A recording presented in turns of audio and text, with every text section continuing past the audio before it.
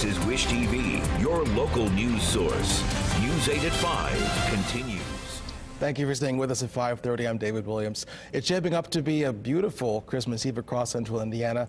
For the very latest on what we can expect, let's send it over to Storm Track 8 Chief Meteorologist Ashley Brown. Ashley. Hey there. Well, not too cold for all those last-minute shoppers. Temperatures are falling, but hey, we're falling from the 40s today, so not bad at all. As you get a view outside, sun starting to set. You can see there, Morris Reservoir there in Hamilton County, you can see the clouds thickening over the atmosphere. And if we look at around our Bloomfield camera, you'll see that we're already locked in firmly with cloud cover here. Mostly cloudy skies in the forecast right now.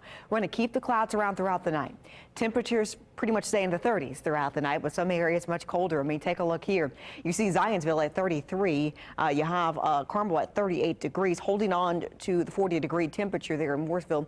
Most of us will see those temperatures dip to the low 30s and upper 20s overnight, which means any precipitation that slides in, we're going to see a few flurries fly in some locations. Not everyone will see it, but some of us will by tomorrow morning. Let's talk more about tonight. Those temperatures dropping off but holding fairly steady. You can see they dropped to the low 30s, but with that cloud cover, they're not moving. You notice after 3 a.m., this model is picking up on the chance of precipitation, and it's saying that because temperatures dip, precipitation moves in, and I think we're going to have a bit of a rain-snow mix. Basically, a few flurries to a little drizzle between the hours of tomorrow morning of about 4 a.m. till about 9 a.m. After that, we'll start to dry out and warm up with temperatures in the upper 30s by 11 a.m. We will warm to the 40s by afternoon under mostly cloudy skies. So your Christmas day, maybe a little festive snow just in time for Christmas morning when you're opening up all those presents. Enjoy. Back to you.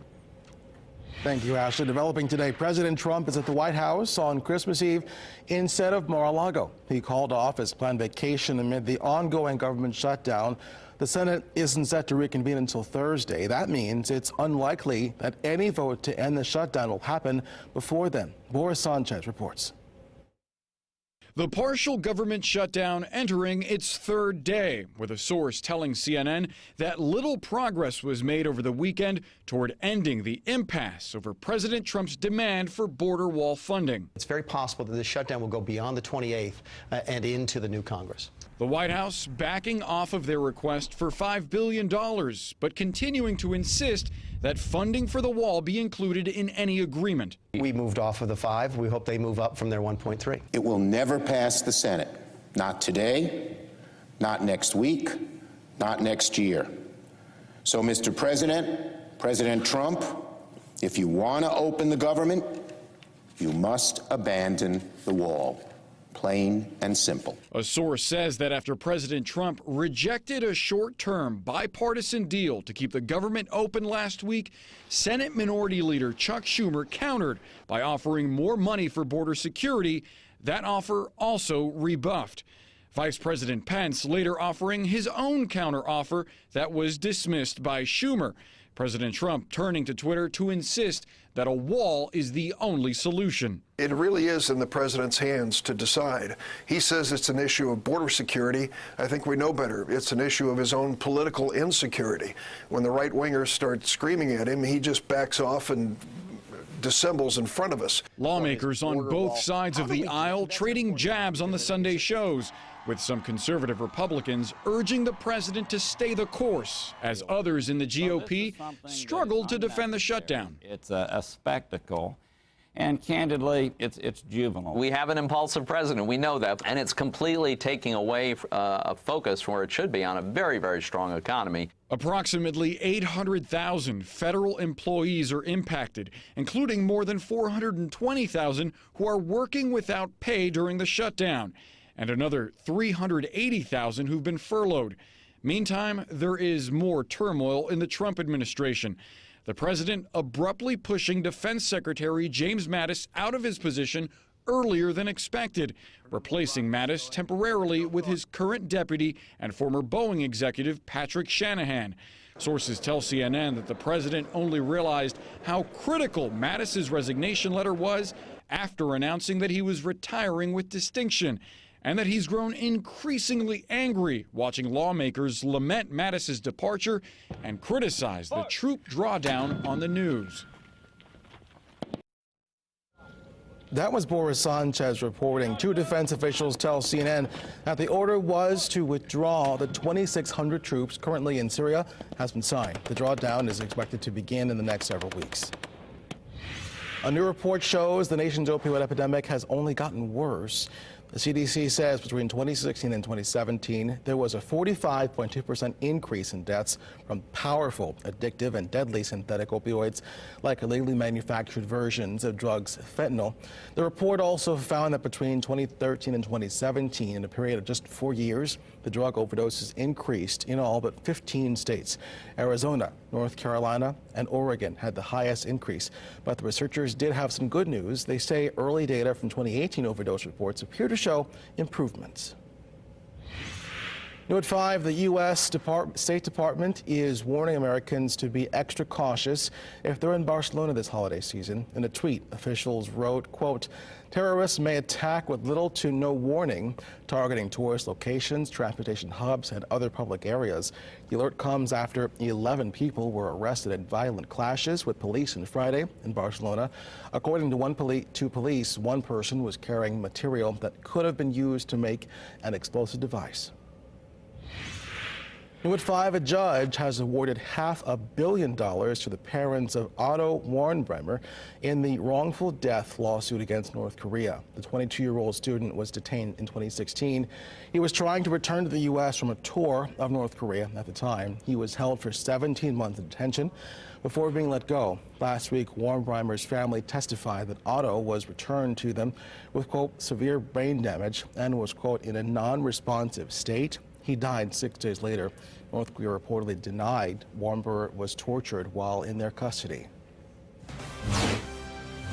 Lucky to be alive. Coming up on News 8, the change of course that led to a cruise ship to rescue 2 fishermen stranded at sea for weeks. And as we go to break, another holiday greeting from a service member overseas. Hi, my name is Jared Lawson with the 191 CSSB in MK, Romania. I'd like to give a big shout out to all my family back in Indianapolis, Indiana. Merry Christmas.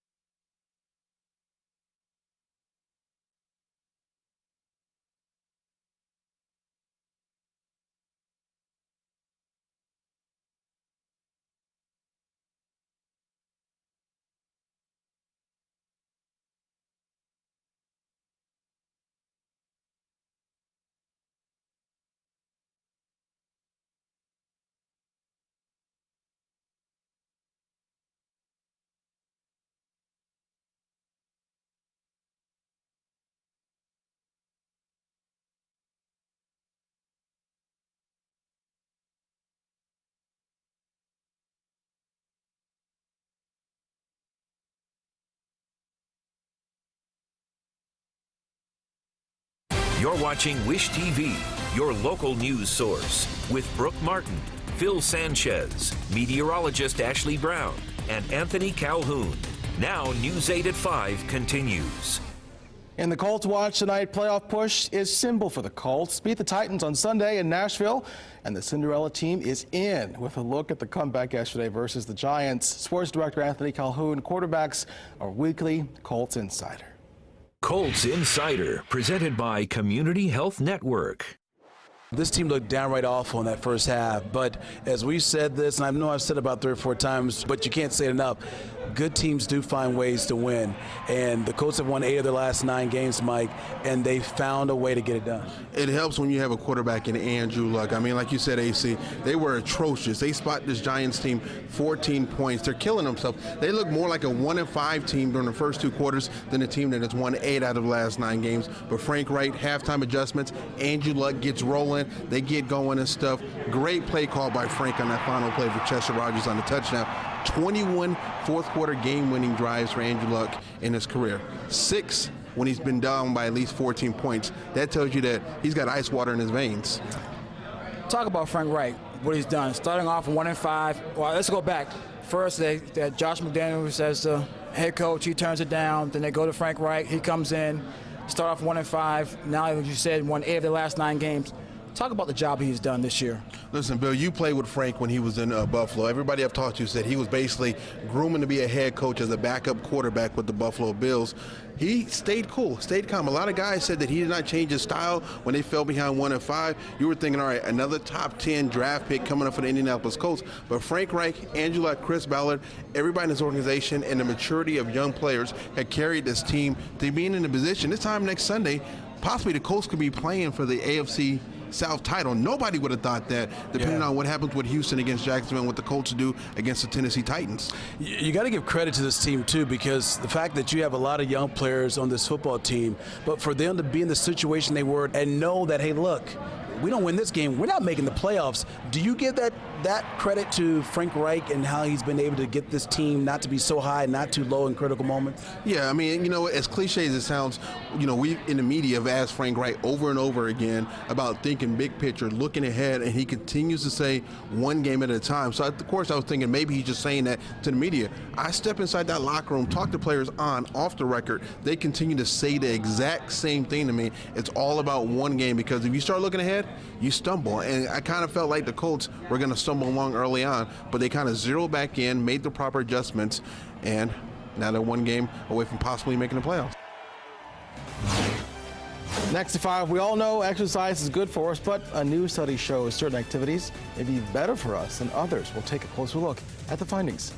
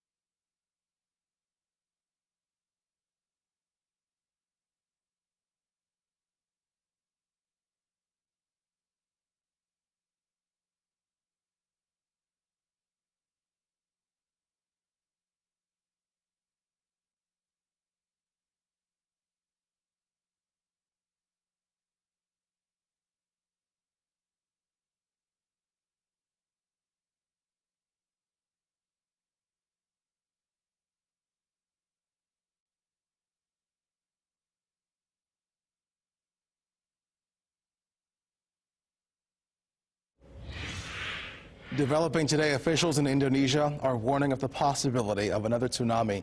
A volcano in the region continues to erupt and could trigger another giant wave. Saturday's tsunami killed at least 370 people, with hundreds more injured and missing. It hit a popular residential and tourist area. Witnesses said it came without warning and described running for their lives as beachfront hotels and homes were swept away by a towering wall of water. Hundreds of buildings were destroyed. New at 5, it's being called a Christmas miracle after 2 sailors stranded at sea for nearly 3 weeks were rescued. It happened halfway between Grand Cayman and Jamaica when a massive cruise ship spotted the mariners in a small fishing vessel. The chance encounter was only possible because the Royal Caribbean's Empress of the Seas had been rerouted due to rough weather. They sent out a smaller boat to rescue the fishermen. They had originally set sail from Costa Rica, drifting out to sea due to bad weather without enough fuel to make it back. New at 5, as 2018 winds down, it's time to start setting those New Year's resolutions. If you needed another reason to put fitness as your top goal in the list this year, here's one: longer life expectancy. Andy Rose has more in today's Health Minute. A new observational study published in the journal Mayo Clinic Proceedings set out to evaluate how participating in different sports could add more years to your life. The study followed more than 8,000 people who engaged in various leisure activities between 1991 and 2017. The results? The participants who played tennis lived on average 9.7 years longer. Soccer was also associated with a longer life, 4.7 years longer. Cyclists tended to live 3.7 years longer. Swimmers and joggers lived more than 3 years longer. And regular health club activities, 1.5 years. A study published earlier this year also found that adequate exercise played an important role in living a longer life, but added factors like genetics and a healthy diet were also vital.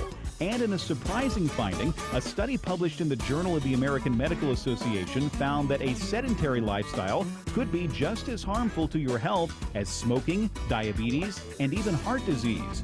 I'm Andy Rose reporting. Take a turn now, looking outside downtown Indianapolis. You see the sunset in those clouds. We heard flurries could be on the way, at least in the morning hours. Ashley Brown is here, our chief meteorologist, with our forecast. I get a little excited at the thought of snowflakes on Christmas Day. Right. I think most people, want to see a little bit. We're not going to have a white Christmas, right? We're not going to have 1 inch of snow on the ground, which is what we categorize a white Christmas. But yeah, I do think many locations will see some flurries flying very early in the morning. Now, if you're not waking up until around 10, 11 o'clock, you might miss it. But I think between the hours of about 3 a.m. and 10, 11 o'clock, there is a chance of flurries. Areas mainly north of Interstate 70, you have the best chance of seeing this happen.